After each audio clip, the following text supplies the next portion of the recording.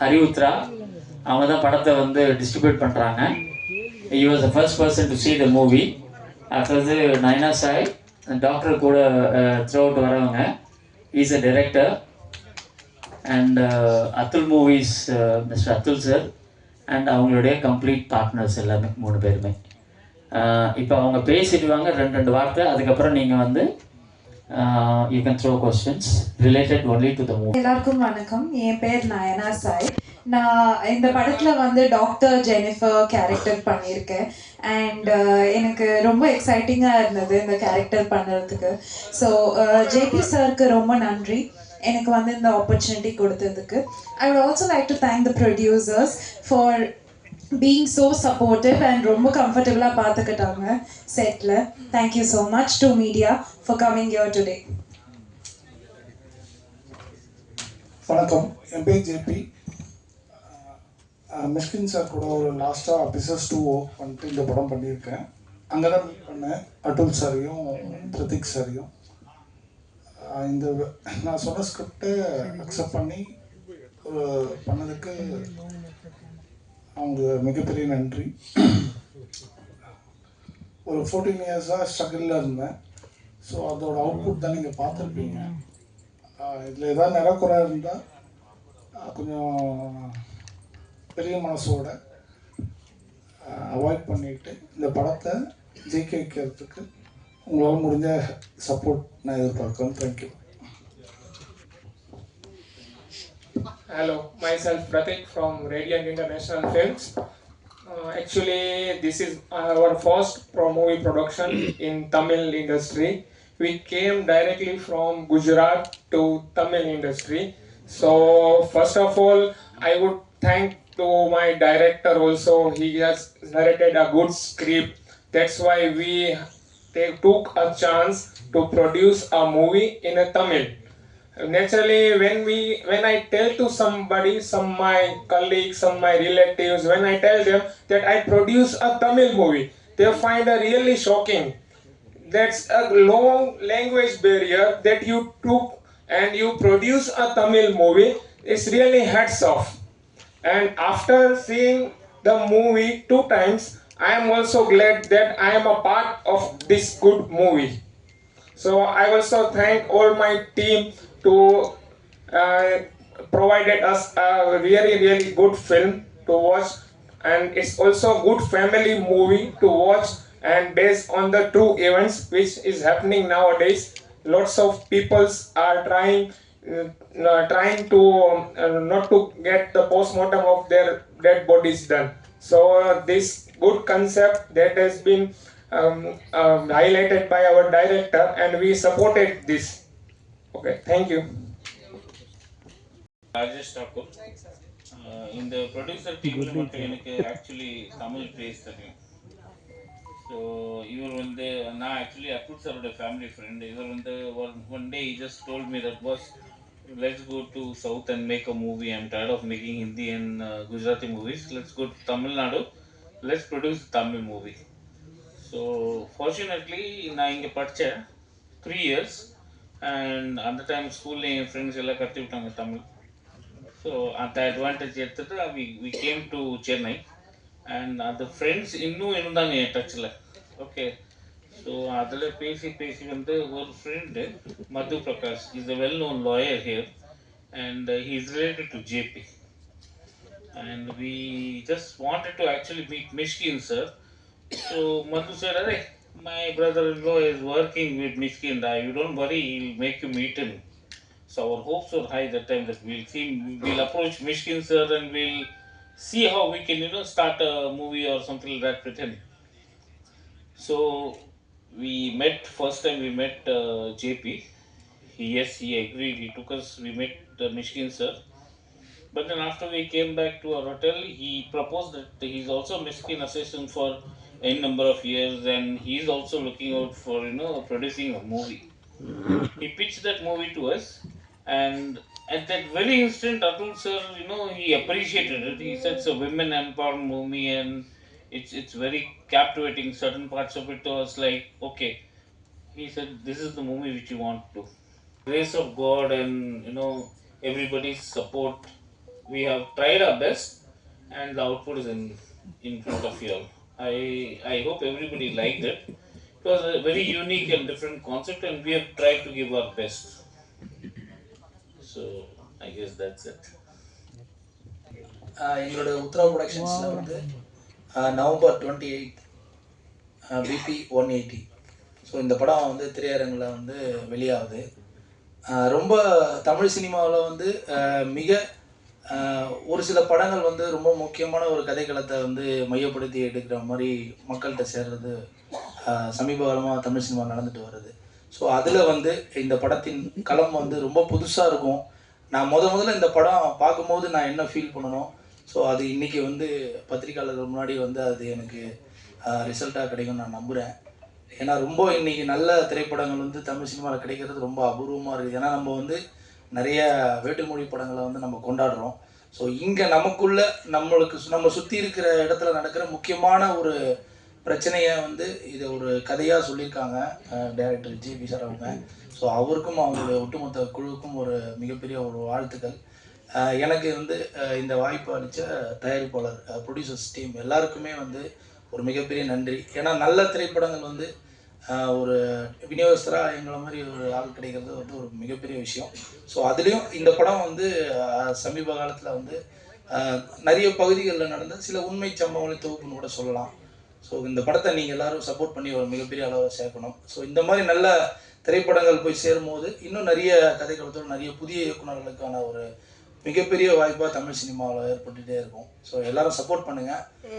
November 28 BP 180. Thank you.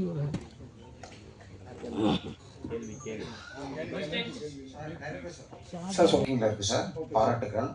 ஆனால் sound mixing வந்து ரொம்ப ஹை லெவலில் வச்சுருக்கீங்க. சில இடங்களில் ரொம்ப வசனமே கேட்கல, எங்களுக்கு கேட்கல. ஏன் அப்படி சார்? இல்லை சார், இது உங்களுக்காக இப்போ அவசரமாக ஒரு அவுட்புட் எடுத்து பண்ணது சார். நாளைக்கு ஃபைனல் அவுட்டில் வேறு மாதிரி இருக்கும் சார். இல்லை சார், 100% சார். டேரக்டர் சார், படம் நல்லா இருக்குது. கிளைமேக்ஸ் இவ்வளோ கொலை பண்ணுறவன் அப்படி பார்த்தா திருந்திடுவானா? அது வெட்டு குத்துலாம் பண்ணுறான். ஏன்னா ஒரு மகப்பேறு மருத்துவமனையில் போய் பிரசவத்தை காட்டினா திருந்த வாய்ப்பு இருக்குது. இப்படிலாம் பிறக்குது குழந்தைங்க, நீ வந்து இப்படி பண்ணுறிய அப்படின்னா அது திருந்தாது. அவனே வெட்டுறான் குத்துறான், அவன்கிட்ட வெட்டுறதை காட்டினா இப்படி திருந்துவானா? அதுதான் என்னோட அருமையாக இருக்குது படம். கிளைமாக்ஸ் மட்டும் சார் ஒரே ஒரு வேண்டுகோள் மட்டும் சொல்லிக்கிறேன், நான் உங்களுக்கு பதில் சொல்கிறேன் சார். இந்த கிளைமேக்ஸ் பற்றி மட்டும் இப்போ ரிவீல் பண்ண வேண்டாம். அதுதான் தான் இப்போ நான் என்ன சொல்கிறேன்னா, இப்போ உங்கள் பேர் sir? RS Karthik sir. Viral Karthik. Viral Karthik sir. என்னோட நண்பர் கார்த்திக் சார். ஓகே. இப்போது சார், இப்போது கார்த்திக் சார், இப்போ நான் உங்ககிட்ட ஒரு 20 லட்ச ரூபா காசு கொடுக்குறேன். பக்கத்தில் இருக்கிற மட்டை பண்ண சொல்கிறேன். அப்போ என்ன பண்ணுவீங்கன்னா, அந்த காசு வேணுன்றதுக்காக உங்களுக்கு பிரச்சனை இருக்கு, பண்ணிடுவீங்க. இப்போ காசே கொடுக்கல, இப்போ வந்து அவர் மேலே பழி வாங்குற இதில் மட்டை பண்ணுறீங்க. இது ரெண்டுத்துக்குமே வித்தியாசம் இருக்கும். ஒரு கொலை நடக்குது, ஒரு கொலைகாரனாக இருந்தால் முன்னாடியே ப்ரிப்பேர் பண்ணிப்போம், பணம் வாங்கிட்டு இவங்க மட்டை பண்ணணும்னு சொல்லிட்டு. அப்போது அவனுக்கு பயமே வராதுன்னு அர்த்தமே கிடையாது. புரியுதுங்களா நான் சொல்கிறது? இதான் டிஃப்ரென்ஸ் சார். நான் தமிழன்ஸ்லாம் சேர்ந்து ஒரு அருமையான தமிழ் படம் பண்ணியிருக்காங்க, ரொம்ப நல்லா இருக்கு. டேனி பாலே சாரை பற்றி கொஞ்சம் சொன்னேன். ஏன்னா அவர் இறந்து போனால் கூட எங்களுக்கு வந்து அவர் இறந்து போகிற மாதிரி தெரியல, அவ்வளோ அருமையாக ஒவ்வொரு சீன்லையும் கடைசி வரைக்கும் அவ்வளோ எல்லாம் நடிச்சிருக்காரு. அப்படி சார், எனக்கு தயவு செய்து இதுக்கப்புறம் கேள்வி கேட்குறவங்க டேனியல் பாலாஜினா இறந்து போயிட்டார் சொல்லாதீங்க. எனக்கு அது ரொம்ப ஊண்டாகவே இருக்கும். எனக்கு டேனியல் பாலாஜினா எனக்கு பயங்கரமான லைஃப் கொடுத்துருக்காரு. இந்த படத்தில் ஃபஸ்ட்டு வேற ஒரு ஆண்டகனிஸ்ட் நடிக்கிறதா இருந்தது. அது அந்த ஆண்டகனிஸ்டுக்காக ப்ரொடியூசர்ஸும் கமிட் பண்ணியிருந்தேன். ஃபைனலாக அந்த ஆண்டகனிஸ்ட் வந்து என்னென்னா அவரோட டிமாண்ட்ஸ் அதிகமாக இருந்தது, அதையும் அக்செப்ட் பண்ணிட்டாங்க ப்ரொடியூசர்ஸ். ஃபைனலில் நான் தான் மியூசிக் போடுவேன்னு அப்படி சொன்னார். அப்போது நீங்களே டைரக்ட் பண்ணீங்க சார், வணக்கம் சார் சொல்லிட்டு அவர் விட்டுட்டு வந்துட்டேன். அதுக்கப்புறம் நான் அட்டுல் சார் கிட்ட சொல்லிட்டேன், சார் நீங்கள் உங்களுக்கு 2 சாய்ஸ் இருக்குது. ஒரு சாய்ஸு நீங்கள் அவர் சொல்கிறத கேள்வி, இல்லை இந்த ஸ்கிரிப்ட் ஓகே அப்படின்னா என்னை நம்பர் தந்தால் நான் சொல்கிற ஒரு ஆண்டகனிஸ்டாக போடுங்க அப்படி சொன்னேன். ஸோ ப்ரொடியூசர்ஸ்க்கு தான் நான் வந்து தேங்க்ஸ் சொல்லணும். அன்னைக்கு நைட்டு ட்ரீமில் அது என்ன சொல்கிறேன், கடவுள் எனக்கு நான் ரொம்ப கடவுள் நம்பிக்கை உள்ளவர். கத்தி எடுத்துகிட்டு டேனியல் பாலாஜி ட்ரீமில் வந்தார். காலையில் ஏர்லி மார்னிங் 4:30 அவர் கால் பண்ணி சொன்னேன், இந்த மாதிரி அசிஸ்டன்ட் சார் நான் அப்படி சொன்னேன். உடனே அவங்க சொன்னாங்க, சரி இப்போ எங்கே இருக்க ஜெபி அப்படி சொன்னாங்க. நான் அண்ணநகர் சொன்னேன். அவர் சொன்னார், நான் ஆவடியில் கோயிலில் இருக்கேன் அப்படின்னு. காலைல 5 o'clock மீட் பண்ணி நான் கோயிலில் தான் அவருக்கு ஸ்கிரிப்ட் சொன்னேன். சொல்லி முடிச்சதும் அவர் சொன்னார், நான் தான்ப்பா அர்னால்டு அப்படின்னாரு. அதானே அப்படின்னு. ஆமாண்ணா, ஒரு 7 மணிக்கெலாம் கமிட் ஆகிட்டேன். அங்கேருந்து நான் குஜராத்துக்கு ஒரு ஃபோன் பண்ணேன், ப்ரொடியூசர் இங்கே இல்லை. அவர் சொன்னார், நான் சொன்னது தான், நீ யாரோனா இன்டர்நெஸ்ட்டாக போடுங்க அப்படின்னாரு. இதான் சார் நடந்தது. அதுக்கப்புறம் டேனியல் பாலாஜி இந்த ப்ராஜெக்டுக்குள்ளே வந்த பிறகு சார் ஆக்சுவலாக நம்ம வந்து ஸ்டார்டிங்கில் வந்து நம்ம கமல் சாரை போடுவோம், சிவாஜி சாரை போடுவோம், அவங்களாம் சரித்திரம் படைச்சவங்க சார். ரஜினி சார் சொல்லுவோம் எல்லாமே. அவங்களுக்கு நிகரான ஒரு சார் டேனியல் பாலாஜி. இன்னைக்கு கேஜிஎஃப் படத்தில் டேனியல் பாலாஜி அந்த ஆண்டகனிஸ்ட்டை நீங்கள் நம்ம நினச்சி பார்த்தோம்னு வச்சுங்களேன், கேஜிஎஃப் படம் இன்னும் ஒரு 200 நாள் எக்ஸ்ட்ராவே ஓடிடும் சார். அந்த மாதிரி பர்ஃபார்மன்ஸ் சார். அதனால் இந்த படத்தில் அவருக்கு மறுபடியும் இந்த படத்தை நம்ம பார்த்துட்டு எனக்கு ஒவ்வொரு வாட்டியும் நேற்று கூட இந்த படத்தை ஃபைன் டவுன் பண்ணும்போது அடுத்த ஸ்கிரிப்டில் டேனியல் பாலாஜி என்ன எப்படி பண்ண போகிறது தெரியல. இந்த மாதிரி தான் இருக்கும் எனக்கும் என்னோட அசிஸ்டன்ஸ் எல்லாருக்குமே. அவர் இல்லை அப்படின்றதே எங்களால் ஏற்றுக்கவே முடியல. தயவுசெய்து அது மட்டும் அவர் இல்லைன்னு மட்டும் சொல்லாதீங்க. Thank you sir.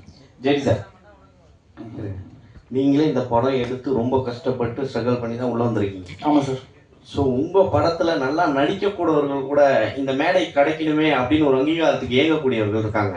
ஆமாம். இந்த படத்தில் சமூக ரோலெல்லாம் நடித்தவரை ஏன் பின்னாடி உட்கார வச்சிங்க? நான் கூட கேட்டேன் என்னன்னு, ஏன் அவர் மேலே உட்கார வச்சிருக்கீங்க? இங்கே ஜாக் வந்திருக்கானே எனக்கு தெரியாது சார். ஃபர்ஸ்ட் விஷயம், அவர் மேடைக்கு கூட வர வைக்கலாம்ல நீங்கள்? தயவு செய்து சார் வரலாம் சார். எங்கே ஜாக் வா. யாருமே நடிக்கல சார். எல்லாருமே சினிமாவுக்கு 15-20 வருஷமாக கஷ்டப்பட்டவங்க, வாய்ப்பு தேடி இருக்கிறவங்களுக்கு மட்டும்தான் நான் சான்ஸ் கொடுத்துருக்கேன். ஓகே. இல்லை, நல்லா நடிச்சிருக்காங்க, அதனால தான் பின்னாடி இருந்தாங்க. வெளியும் பார்த்தேன், ஏன் வரமாட்டேறீங்கன்னு. இல்லை சார் அப்படின்னாங்க. உள்ளே வாங்க, நல்லா நடிச்சிங்க, நல்லா இருக்கு படம் அப்படின்னு சொல்லியிருந்தேன். இல்லை சார், ஆனால் கடைசி வரையும் நீங்கள் கூப்பிடுவீங்க, யாராவது கூப்பிடுவீங்க நாங்களும் எதிர்பார்த்துக்கிட்டே இருந்தேன். அதுதான் ஏன்னா இந்த மேடை வந்து அப்படிப்பட்ட மேடை, உண்மையாக உழைக்கிறவங்களுக்கு கிடைக்க மாட்டுது. அதுதான் சார், அதுதான் பதில் சொல்கிறேன். நம்ம ரொம்ப நாள் கஷ்டப்பட்டுகிட்டே இருக்கோமா. 14 வருஷமாக நானும் இங்கே தான் இருந்தேன்னு சொல்லியிருந்தேன் பூஜையில். ஆக்சுவலாக அதே மாதிரி தான் ஜாக்கும் அப்படியே வெளியிலே இருந்தாரா. இப்போ அந்த ரெகக்னேஷன் கிடைக்கும்போது கூட அது ஏற்றுக்கிறதுக்கு முடியல எங்களால். நம்ம இன்னும் அதே ஐடியலிஸாக இருக்கும் மேபி. ஜாக் ஆக்சுவலாக ஃபஸ்ட் டே என் ஆஃபீஸ் வந்தாங்க. பயங்கரமாக மிமிக்ரிலாம் பண்ணுவாங்க. முதலமைச்சர் ஸ்டாலின் பற்றிலாம் ஸ்டாலின் சார் பேசுகிறாரா ஜாக் பேசுகிறாருன்னு தெரியாது, அப்படி தான் அட்ராக்ட் பண்ணாங்க. நான் ஜாக் கிட்ட சொன்னேன், ரஜா உன்னோட ஹீரோயின் யார் தெரியுமா அப்படின்னு. ஜாக்கு ஷாக் ஆகிட்டார், தானியா ரவிச்சந்திரன் அப்படின்னு. தானியா மேடம் என்கிட்ட கேட்டாங்க, யார் சமூக ஆர்வலர் அப்படின்னாங்க. அப்போது நான் சொன்னேன் ஜாக்குன்னு நடிக்கிறேங்க அப்படின்னு. அப்படியே காம்பினேஷன் சார்ட்ஸ் இருக்கா அப்படின்னாங்க. இப்போ நீங்கள் படம் பார்க்கும்போது உங்களுக்கு தெரிஞ்சிருக்கும்ல, ஆக்சுவலாக பார்த்தீங்கன்னா தானியா ரவிச்சந்திரனுக்கு பேரே ஜாக்குன்ற மாதிரி தான் இருக்கும் படத்தில், ஒன் சைடில் ஒர்க். அதே போல படத்துல கமிஷனர் ஆபீஸ்ல வந்து இப்போ நடக்கிற நிகழ்வு மாதிரி காமிச்சிருப்பீங்க, இப்போ இருக்க சிஎம் போட்டோ வச்சிருப்பீங்க. டெஃபினட்டா சார், டெஃபினட்டா. அது எந்த ஆனஸ்ட்ல வச்சீங்க? சரி ஓகே இவர் வைக்கலாம், எந்த இதுவும் வராது. ஏன்னா அவங்களுக்கு தானியாவை காமிக்கும் போது கலைஞர், எம்ஜிஆர், ஜெயலலிதா அதுக்கு கீழே எல்லாருமே இருப்பாங்க. இந்த இடத்துல மட்டும் ஸ்டாலின் அவங்க இருப்பாங்க. சார் தானியாவை காட்டும் போது கலைஞர் எல்லா தலைவர்களும் இருப்பாங்க. ஏன் அப்படின்னா அது காரணம் என்னன்னா 3 பேருமே அதுவும் ரிவீல் பண்ண முடியாது. ஸோ இந்த மாதிரி இருக்கும்போது அவங்க கைடாக எடுத்துப்பாங்க. அவங்களுக்கு வேற என்ன சார் இருக்கு, கைடன்ஸாக யார் யார் வேணுமோ அவங்கள எடுத்துப்பாங்க. அதனால தான் அவங்களோட பிக்சர்ஸ் எல்லாம் திமுகவுடைய ஆதரவாளரோ அப்படின்ற மாதிரி இல்லை சார். ஆக்சுவலாக ஏன்னா லைவாக இருக்கணும்ல சார் ஒரு படம். லைவாக இருக்கும்போது ஆக்சுவலாக thanks to sensor team also sir இந்த இடத்துல. சார் நீங்கள் மேக்கிங் மாதிரியே இருக்குது. ஃபஸ்ட்டு கால் ஷாட் வைக்கிறீங்க, அதுக்கப்புறம் வந்து அவர் பார்த்தீங்கன்னா லாஸ்ட் எப்பவுமே வந்து அந்த மார்ச்சரி ஷாட்லாம் வச்சுருவார். ஸோ அவர் கூட இருக்கிறதுனால அப்படியே எல்லாருக்குமே வந்து அந்த டீமுக்கே வந்து அந்த செட் ஆகிடுதா? இல்லை சார், நான் மிஷ்கின் சாரோட லாஸ்ட் 9 months போஸ்ட் ப்ரொடக்ஷனில் தான் ஒர்க் பண்ணேன் ரொம்ப சின்சியராக. இது மிஷ்கின் சார்கிட்டேருந்து வந்திருக்கு அப்படின்னா ஒரு 10% இருக்கும். மீதி 90% டக்கேஷா கிட்டானோகிட்டேருந்து வந்திருக்கு சார். சார் டாக்டர், போலீஸ் எல்லாருமே வித்தியாசமாக காமிச்சிருக்கீங்க. எப்படி உங்களுக்கு இந்த ஐடியா வந்தது? எங்கேயாவது நிஜ பாதிப்பா படிச்சிங்களா? எப்படி இந்த கரு உருவானது? இல்லை சார், ஆக்சுவலாக ரெகுலர் சினிமா பண்ணுறதுக்கு எனக்கு ஐடியாவே இல்லை சார். அதே மாதிரி என்னோட சினிமா இதுக்கப்புறம் ஃப்யூச்சரில் உங்களோட ஆதரவோடு தொடர்ந்தால் கூட இப்போ நம்மெல்லாம் இந்த சீட்டில் பக்கத்தில் உட்காந்துருக்கோம், ரைட் சார்? நம்மளை எந்த வகையிலையுமே யாருமே பிரிக்கிற மாதிரி படங்கள், அதாவது ஜாதி சம்பந்தமாகவோ ஏதாவது அப்படி அந்த மாதிரி கான்செப்டில் நான் என்றைக்குமே படம் பண்ண மாட்டேன். ஃபஸ்ட்டு விஷயம், வெறும் குட்னஸ் அண்ட் பேட்னஸ் பற்றி மட்டும்தான் சார் படம் பண்ணேன். பிபி வந்து 80 to 120 இருக்கும். 80 it's a normal level, 120 it's a high level, 140 is a hyper tension level. Hyper tension increase ஆகும்போது என்ன ஆகும்னா இமீடியட்டாக கோவம் வரும், ஆன்சைட்டி சொல்லுவாங்க, அதுக்கப்புறம் ஹார்ட் டிசீசஸ்லாம் வரும். பிபி 180 போயிடுச்சுன்னா ஹைப்பர் டென்ஷன் கிரைசிஸ் சொல்லுவாங்க. நம்மளுக்கே பாடியில் இருக்க ஸ்பேர்ஸ் எல்லாமே ஒவ்வொன்றா 3 monthsக்குள்ளவே எல்லாமே டேமேஜ் ஆகிடும் அது சரி பண்ணலன்னா. அதுக்கப்புறம் அது மூளையை பாதிக்கும். மூளையை பாதிச்சதுன்னா அவங்க என்ன பண்ணுறாங்க, அதுதான் இப்போ இந்த படத்தில் அர்னால்ட் நடிச்சிருப்பார். அந்த மாதிரி சில சீன் இன்ட்ரோ பிளாக் அப்புறம் நீங்கள் பார்த்துருப்பீங்க எல்லாமே. ஸோ அந்த மாதிரி ஒரு கேரக்டரை ஹேண்டில் பண்ணுறது தான் புத்திசமாக இன்னொருத்தவங்க நடிச்சிருப்பாங்க. பிபி இல்லை சார், ஆக்சுவலாக என்னென்னா முதல் படமே மார்ச்சரின்னு வச்சா பிளட் ப்ரெஷர்னால நம்ம எல்லாத்துல கொஞ்சம் பாதி பேர் இருக்கோம். ஆமாம், அதனால காமனாக இருக்குன்னு வச்சு அந்த ஒரே ஒரு லேடிக்கும் அவங்க மிஸ்ஸஸாக வருவாங்க, இன்னொருத்தரோட மிஸ்ஸஸ். அவங்களுக்கு மட்டும் ஏன் முகத்தை காட்டலன்னா அந்த தாய் வந்து கண்ணுக்குட்டியை விட்டுட்டு வந்துடுச்சு மனப்பிறவில். சார் புரியுதுங்களா? அந்த தாய் வந்து மனப்பிறவில் கண்ணுக்குட்டியை விட்டு வந்துடுச்சு. இப்போது அது மறுபடியும் கண்ணுக்குட்டிக்கிட்டே போகணும்னு ஆசைப்படுது. இப்போ ரோட்டில் யாராவது பார்த்தாங்கன்னு வச்சுங்க, அந்த தாயை தப்பாக பேசுவாங்கல்ல, அதனால தான் முகத்தை காட்டல. இவங்களாகட்டும், இன்னொரு பொண்ணு அந்த போலீஸ் எல்லாருமே இது எழுதுறப்பே இவங்க பிளான் பண்ணி எழுதுனீங்களா? இல்லை சார், ஆக்சுவலாக தானியா ரவிச்சந்திரன் கேரக்டர் எழுதும் போதே நான் ஜெயலலிதா அம்மாவை வந்து சைடில் வச்சுட்டேன் சார். நம்ம ஜெயலலிதா அம்மாவோட அவங்கள இன்ஸ்பயர் பண்ணாமல் யாருமே இருக்க முடியாது. ஓகே, ஸோ அவங்களோட லுக்லேருந்து எல்லாமே. ஸோ அந்த கேரக்டரைசேஷன் வந்து ஜெயலலிதா அம்மா மாதிரியே இருப்பாங்க, ஃபுல் ஸ்டஃப். இதோட இவங்க மீதி ஆர்டிஸ்ட் எல்லாருமே இவங்க வந்து என்கிட்ட நியூ கமர் தான், ஃபஸ்ட் ஃபிலிம் தான் பிபி 180. ஆக்சுவலாக இவங்க கூத்துப்பட்டில் பர்ஃபெக்டாக லேர்ன் பண்ணிட்டு தான் வந்தவங்க. ஸோ அதுக்கான டெடிக்கேட்டடாக யார் யார் இருந்தாங்களோ, இப்போ அர்னால்டோட இருக்காங்க பாருங்கள் டீம், இவங்க எல்லாருமே சினிமாவுக்காக 20 வருஷம் 25 வருஷம் வாய்ப்பு இல்லாமல் இருந்தவங்க தான் சார். நான் அவங்க மட்டும் தான் சூஸ் பண்ணேன். இன்ஃபேக்ட் என்னோட அசிஸ்டன்ட் டைரக்டர் 5 பேர் இருப்பாங்க.